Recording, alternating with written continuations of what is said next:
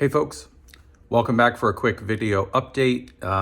Just kind of focusing on the word adoption, right? What does adoption mean? And when we look at cryptocurrency in general, why does that word play a major role in price movement, right? Why do we see prices skyrocket some days off of really good news, and then another day you're seeing it kind of flat and not really moving, even though you would think something big kind of happened in the industry? So adoption is just something that we look at and try to focus on when we think about how many users on this planet have taken part in crypto, right? Doesn't mean the average person who has heard about Bitcoin. We're talking people who have actually set up a wallet, signed up for Coinbase, chose to use that particular asset, of cryptocurrency. They own something, right? That's really what we mean when we say adoption. And there's not a lot of people out there who have gravitated to this. And that's again, a blessing and a curse, right? I mean, if everybody was using crypto and it became very mainstream, sure, that could have really good effects on the price of things, but it also changes the dynamic of countries, of, economic statures, Wall Street, everything. So adoption is something that's a very slow roll.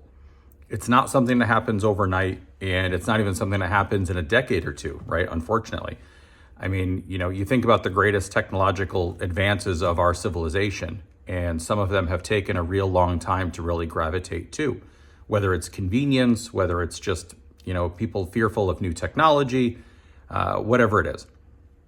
So why is that important today? Well, the reason I thought it was a good video to make is because when we think about the word adoption, the planet is not being bombarded with the news that we are here in the States all the time, right? If I turn on Fox Business, CNN, Bloomberg, any major news network throughout the day, at least once a day, someone's talking about Bitcoin, someone's talking about cryptocurrency, someone's talking about MicroStrategy and Michael Saylor. There's always going to be something in the news that is just being discussed, where for the average American, if you are paying attention to these things, outside of politics, that's really all the world seems to be talking about here in the United States. When you get into countries like China, where they control what people are actually watching every day, and you get into countries like South Korea or North Korea, where they have very different media coverage, pro-government, censorship and all that kind of stuff, some of these countries don't want their citizens to know about Bitcoin. They don't want their citizens to know about how this revolution can really change for them.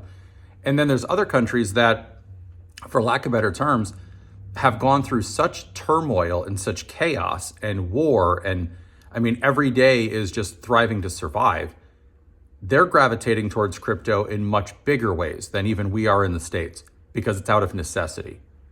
So countries like, even like at different places in South Africa, Nigeria, their mainstream adoption of crypto is substantial in comparison. Whereas the United States, it's more like 25% of the country. And that's still significant. 350 million people, 25% of that's a pretty large number. But the average person in America owns less than $1,000 of crypto in total. So don't feel alarmed if you're in that group and you haven't really put in a lot. You've maybe just didn't have the finances for it. You've been hesitant for years. It's okay. It's perfectly fine. The average person has between $500 and $750 invested into crypto. Some of us are at the extreme other end of that, and I get that. And sometimes it's just a natural progression. It takes time to get there. Sometimes it's just obviously financial, issues. But the countries that are around the world that are looking to adopt, keep in mind, it's not so much the citizens that are looking for the adoption right now. It's the governments, right? As we in the United States start to gravitate towards a potential strategic Bitcoin reserve, as we start to gravitate towards using things like XRP for faster wire transfers around the planet, as we start to grow our adoption of things, other countries kind of take heat with it, right? They'll start to look at it. That doesn't mean the citizens have any knowledge of it whatsoever. So a country like China, which controls basically every movement of its citizens, right? They have a credit scoring system. They have a system in place where they can actually track people's movements. If your credit is bad and you speak ill against the government, they can stop you from using public transportation or getting on a flight out of the country. That's crazy to think about, that people on this planet are actually held to that regard, but they are. Their countries control everything that they see and do. So when you put it in perspective with like mainstream news and what we see every day on television, this is not what they have access to. Their social media is very different. Their news networks are different. The newspapers are different. So unless they've got some underground network, feeding them information from what's happening in the rest of the world, they don't know anything about this. And I say this because a new report just came out that was done, and it surveyed like 18,000 people around the world from many different countries.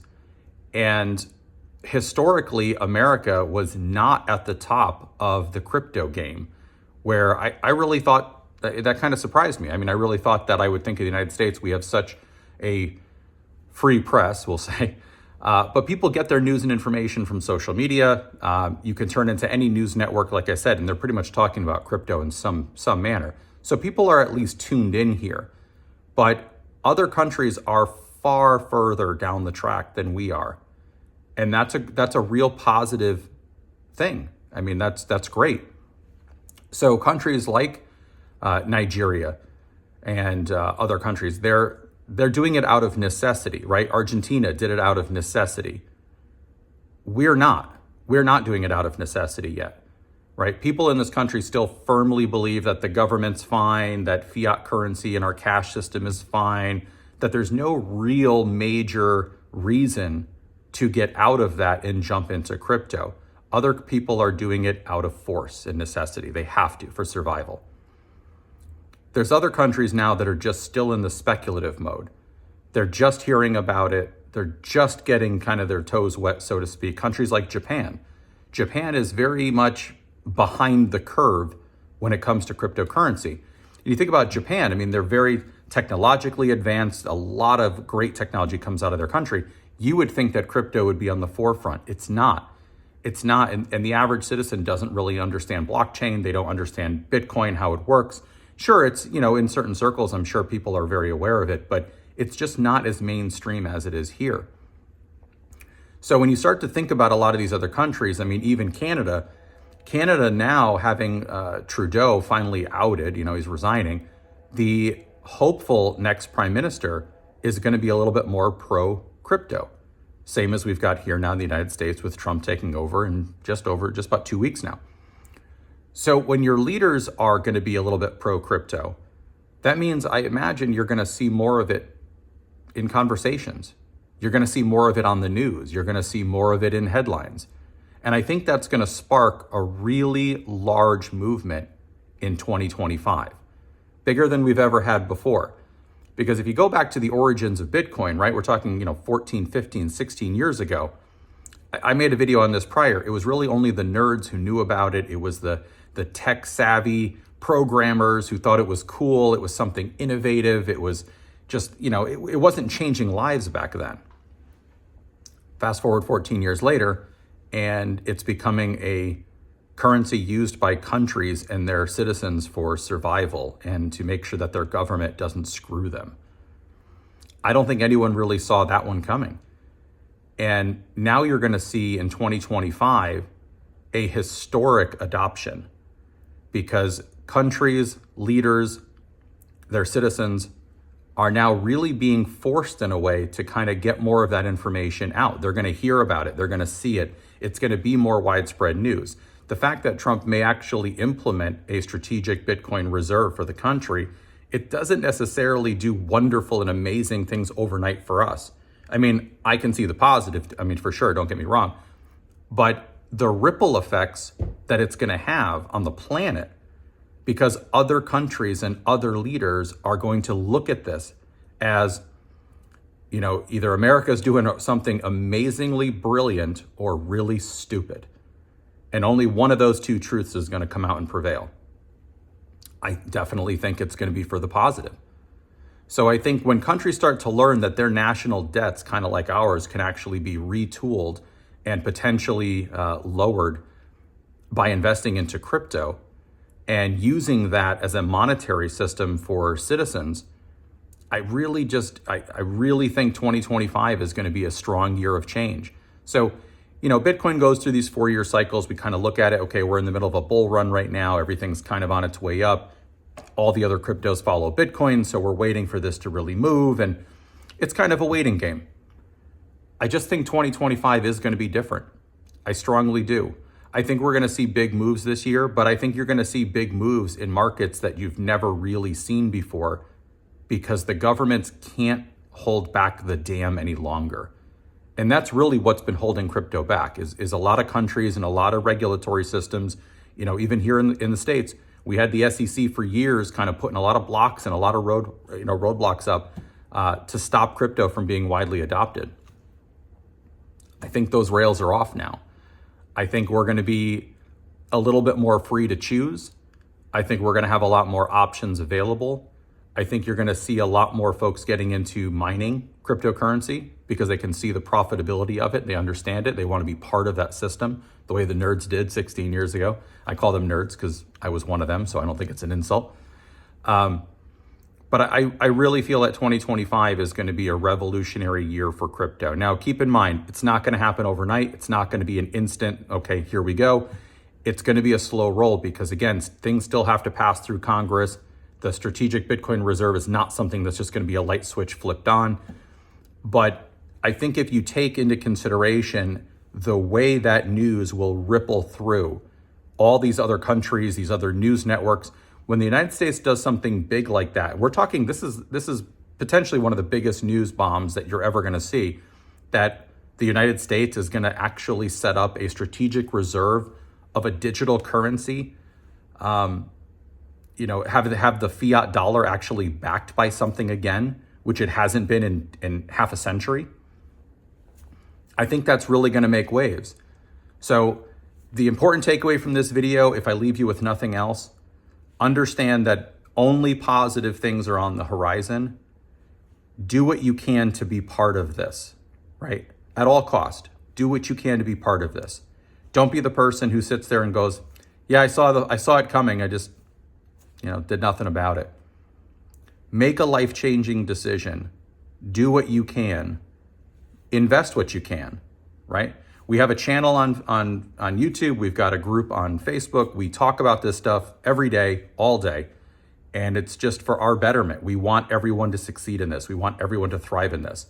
There's a lot of channels out there, the Alex Beckers and these other ones. They promote these coins and talk about these coins because they actually have vested interest in pumping them, knowing that they're going to instantly get out as soon as the masses get in, take their profits and walk away. And they even laugh about it jokingly on the channel. I mean, it's actually something that they talk about, is making money on others and how you're a fool and you're an idiot and all the other stupid shit he says.